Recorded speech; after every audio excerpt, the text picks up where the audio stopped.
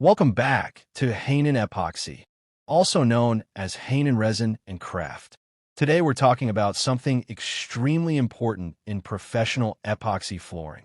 And honestly, this is one of the biggest differences between an average floor and a premium floor. Surface flatness. Because let me tell you something many beginners don't realize. Even the best epoxy in the world cannot fix a badly prepared floor. If the floor is uneven, if it has dips, if it has waves, if it has holes, if it slopes incorrectly, your final epoxy result will also look uneven. And that's exactly where self-leveling cement becomes powerful. In today's video, I'm going to explain what self-leveling cement really is, why professionals use it, when you should use it, how to apply it correctly, common beginner mistakes, how it helps epoxy flooring, and how to create a perfectly smooth floor before epoxy installation. This video is extremely important for anyone serious about epoxy flooring, metallic floors, flake systems, 3D floors, PU flooring, industrial coatings, or luxury seamless flooring. And before we begin, a huge thank you to our amazing channel members. George Nana, Anurag Walpure, Robert Potman.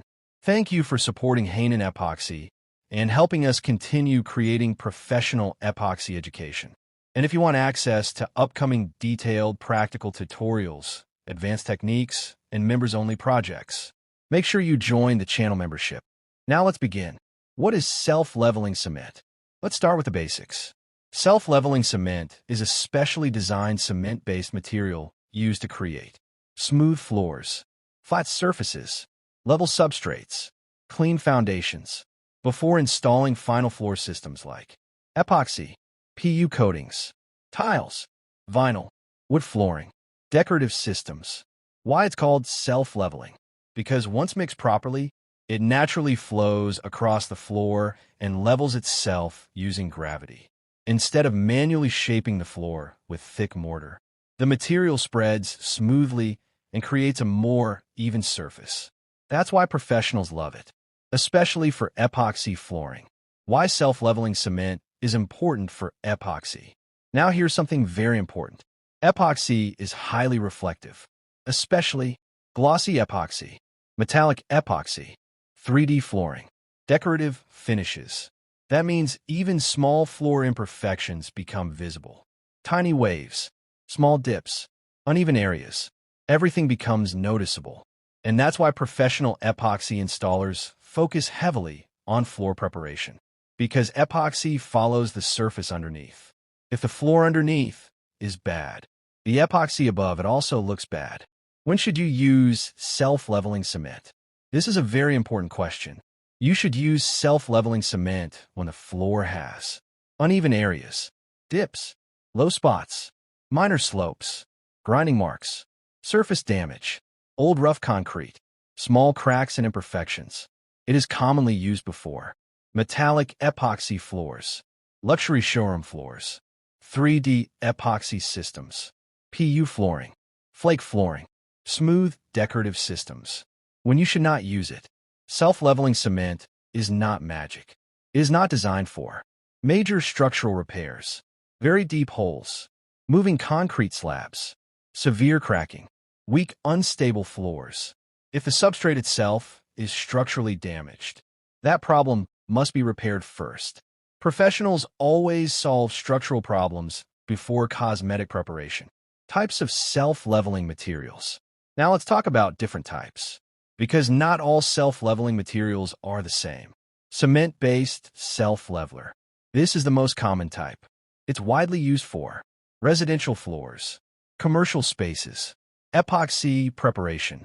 Advantages: affordable, easy to use, smooth finish, good compatibility with epoxy systems. Gypsum-based self-leveler. Used mostly in dry indoor environments.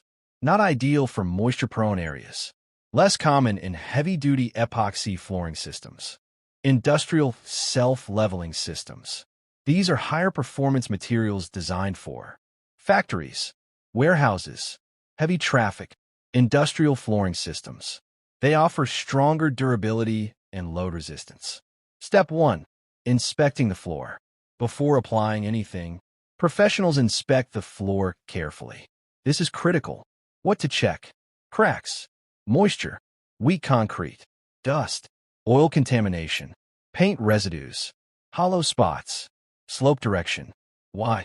Because self-leveling cement needs a stable surface underneath.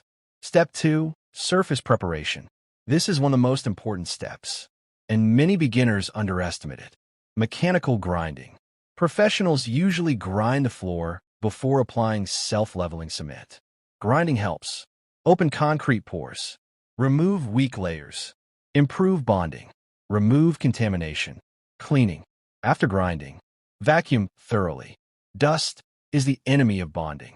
Even strong materials fail on dirty surfaces. Crack repair. Large cracks should be repaired before leveling. Why? Because cracks can reflect upward later. Professionals stabilize the substrate first. Step 3. Primer application. Now, this is very important. Never skip primer. Why primer matters? Primer helps improve adhesion, reduce air bubbles, control absorption, prevent pinholes. Without primer, concrete absorbs water unevenly from the self-leveler. That creates bubbles, weak bonding, fast drying problems, poor flow. Professional tip: apply primer evenly using rollers, brushes, or sprayers depending on the system, and always allow proper drying time before leveling. Step 4. Mixing self-leveling cement. Now let's talk about mixing. This part matters a lot. Water ratio is critical. Too much water weakens the material. Too little water prevents proper flow. Always follow manufacturer instructions carefully. Professionals measure accurately. They do not guess. How to mix. Use a clean bucket, mechanical mixer, proper mixing paddle. Mix until the material becomes smooth and lump-free. Important warning: do not overmix aggressively. Too much air introduction creates bubbles later. Step 5. Pouring the material. Now comes the satisfying part: the pour. How to pour correctly. Pour steadily and continuously. Do not randomly dump material everywhere. Professionals work methodically, usually from one side toward the exit. Why continuous flow matters? Because self-leveling materials blend better while wet. Interrupted pouring may create visible joints or height differences. Step 6. Spreading the material. Even though it's called self-leveling, professionals still guide the material. Tools used: gauge rakes, smoothers, spiked rollers. These tools help control thickness, improve leveling, release trapped air. The spiked roller technique. This is very important. Spiked rollers remove trapped air from the leveling material. Without this step, air bubbles may remain trapped, and later those bubbles affect the epoxy finish. Step 7. Curing process.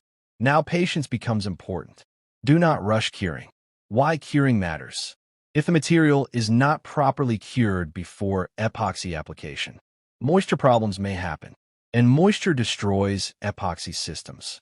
Common problems from poor curing: delamination, bubbles, weak bonding, blistering, surface failure. Professionals respect curing times. Moisture testing before epoxy. This is a professional habit. Before installing epoxy, always confirm moisture levels are acceptable. Even beautiful preparation becomes useless if trapped moisture exists underneath. How self-leveling improves epoxy results. Now, let's talk about the benefits. Benefit 1. Smoother finish. Metallic effects look cleaner. Reflections become sharper. The floor looks more premium. Benefit 2. Better epoxy flow. Epoxy self-levels more consistently on flat surfaces. Benefit 3. Improved appearance. Luxury floors require smooth foundations, especially showrooms, hotels, modern homes, commercial spaces. Benefit 4. Fewer defects. Less pooling, less uneven thickness, less visual distortion. Common beginner mistakes. Let's protect you from mistakes. Mistake 1. Skipping primer. This causes bonding problems and bubbles. Mistake 2. Too much water. Weakens the floor badly. Mistake 3. pouring on dirty surfaces. Dust destroys adhesion. Mistake 4. Ignoring moisture. Moisture causes future epoxy failure. Mistake 5. Rushing epoxy application. The floor must cure properly first. Professional tips. Now, let me give you some professional advice. Tip 1. Control room temperature. Temperature affects flow and curing. Tip 2. Prepare everything before mixing. Self-leveling materials work quickly. Organization matters. Tip 3. Work with a team on large floors. One person mixes. One person pours. One person spreads. Professional coordination improves results dramatically.